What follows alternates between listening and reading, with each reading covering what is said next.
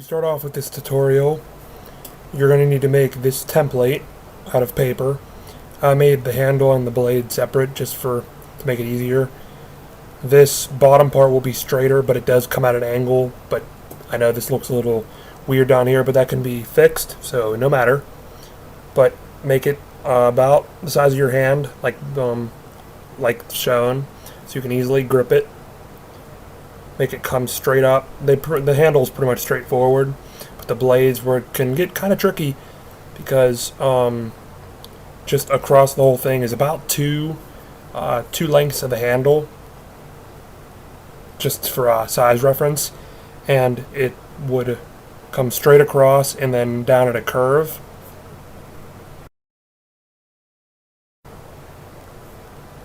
Then I drew this triangle in the middle, coming to the middle, with a line going down the middle of the blade and curving right whenever the point almost reaches from the middle. And then it doesn't go exactly to the edge, but it does go to the top, because that will be the edged part of the blade itself. That's where the sharp part, so to say. So then after you do that, we're going to draw them on to Avafoam. You're going to draw them like shown, with the bladed parts showing inwards, because you're going to want to make it so the ugly side, or the good side right here, or so that side, excuse me, is on the inside, and this flat part, what I'm putting my hand on now, is on the outside, so it'd be easier to work with. So let's say the inside, right there where my thumb is the ugly side. You're going to hold the blade like that, while that side is the good side. So you can think about it in your head and think good side on the outside. So that makes it like that and that. That would not work. But if you flipped it over,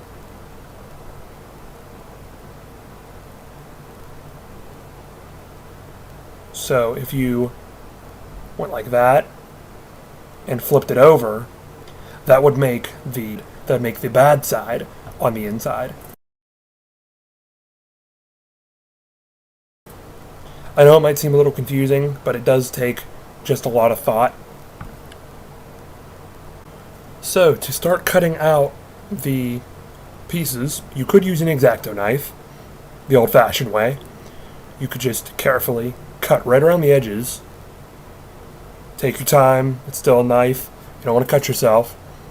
Or, if you have one of these tools or something close to it, this is a tool, it's like a saw, it can cut through wood, plastic, foam, basically any material. And I'm going to use that. If you have one, you can use it too. Again, it goes really fast and it's kind of hard to move, but you can get used to it. I would be very, very careful using this. I'm going to cut around these edges. Maybe if you're a beginner, might not want to cut around those middle edges where the blades are touching, like right there. But the outer edges might be fine. I'm just going to go all the way around because I do know what I'm doing with this. But I would be very cautious using this tool. Okay, now that the blades are cut out and they look nice along the edges, if you did use an X-Acto knife, depending on the sharpness of the blade you used, there could be frays, so I would recommend using a Dremel going over it just to get rid of the frays, so when you glue them together they don't appear and they're really hard to get rid of.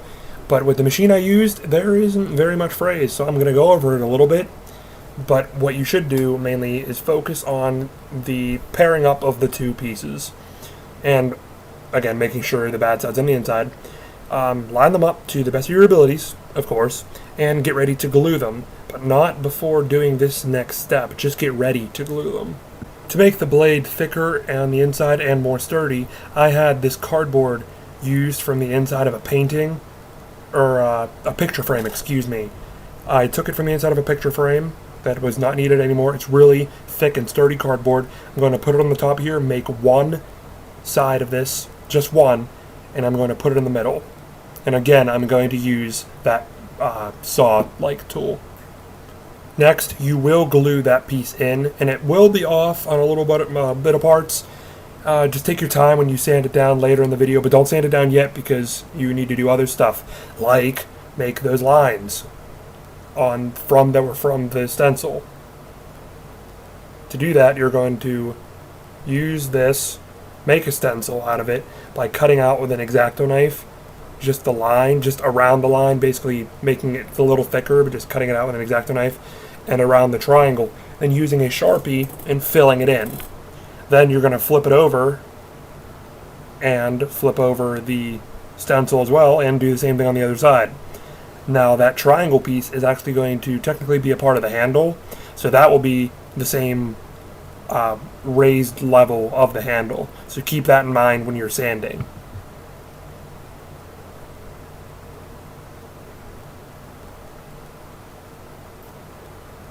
To start creating the edge that is along the blade, you will take a Dremel and go at a 45-degree angle along it and go pretty much just about to the cardboard. And the same thing on the other side, just up to the line though. So that will make the illusion that it is sharper than the other flat part. Now, rounding the handle is as simple as it gets. You're just going to take a Dremel, go around each edge individually, make them almost like 45-degree bevels, and then continue the 45-degree bevels on those edges until it is a cylinder or a circle. Now, to get some design along the blade, I took inspiration from the same design that I'd taken from the cane by making them almost look like vines or like tree parts, and I'm just drawing loops, basically, simple loops. Now the other side, what they look like is this. Might look a little choppy at first, but they can be refined, and it will look better when it's painted. Just take a Dremel bit from a pencil. It's like a thicker pencil bit, circle, cylinder, whatever bit, and carefully go through right along the edges, right inside of them, and sand them out. Once both sides have been completed and carved to the best of your ability and the way you like it, you can take some silver spray paint and spray the blade. Don't worry about taping off the handle, because what's the point? You're going to be taping off the blade and painting the handle in just a minute. So just spray the blade. When you do tape the blade, tape around that triangle piece and all around the blade itself, just a couple inches down, so you can angle the spray can away, just so you don't spray the blade. And paint the handle a bronzish color, a brown, black. I did a little brown and a little black. I think it looks cool. You can do whatever color you fancy. And then after that, you're done. There is the Kukri, Jacob Frye's Kukri. It was really fun making this. That's just one more weapon to add to the list. The previous weapon will be linked below, and the cosplay is increasing. It's really fun making these for you guys to watch. I really love this. Like, comment, and subscribe for more cosplay videos.